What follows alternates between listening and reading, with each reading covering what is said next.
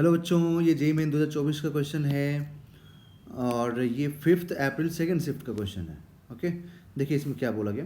The electrostatic force F1 vector and magnetic force F2 vector acting on a charge Q moving with velocity V can be written.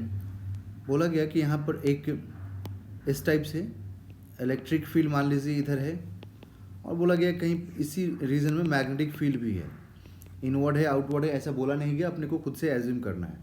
तो बोला गया जब इसमें एक charge move करेगा, तो अब ऐसा कुछ मेंशन तो किया नहीं गया कि चार्ज किधर मूव करेगा, बट ये भी तो नहीं बोला गया कि मैग्नेटिक फील्ड के परपेंडिकुलर ही मूव करेगा। ठीक, तो अगर यहाँ पर फोर्स एक्ट करेगा, अगर पैरेलल भी नहीं बोला गया, मैग्नेटिक फील्ड के परपेंडिकुलर भी नहीं बोला गया, तो हम ये मानेंगे कि एक इन जनरल फोर्स काम करेगा। ठीक है, क्योंकि जब चार्ज मोशन में होता है तो मैग्नेटिक फोर्स काम करता है, और चार्ज अगर है और इलेक्ट्रिक फील्ड है, चार्ज अगर रेस्ट में भी है और इलेक्ट्रिक फील्ड है तो इलेक्ट्रिक फोर्स तो काम करेगा ही। तो चार्ज चाहे मोशन में हो या फिर रेस्ट पे हो, इलेक्ट्रिक फोर्स तो ऑलवेज काम करेगा।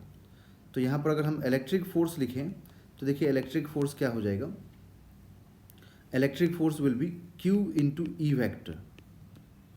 ओके, मैग्नेटिक फोर्स जो डिफाइन किया गया है वो डिफाइन किया गया है कि charge into v vector cross b vector, where v vector is velocity of charge particle and b is magnetic field। ठीक है, तो इन दोनों को अगर हम देखें तो अगर ये दोनों फोर्स इस पे काम करेंगे तो कंबाइंडली, वैसे तो सेपरेटली ये दोनों फोर्स हो गया, बट कंबाइंडली जो नेट फोर्स इस पे काम करेगा इसको हम लोग बोलते हैं लॉरेंट्ज फोर्स।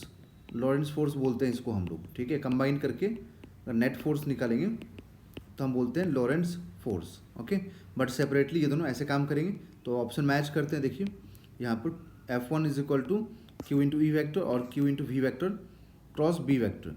तो option number 1 is a right answer.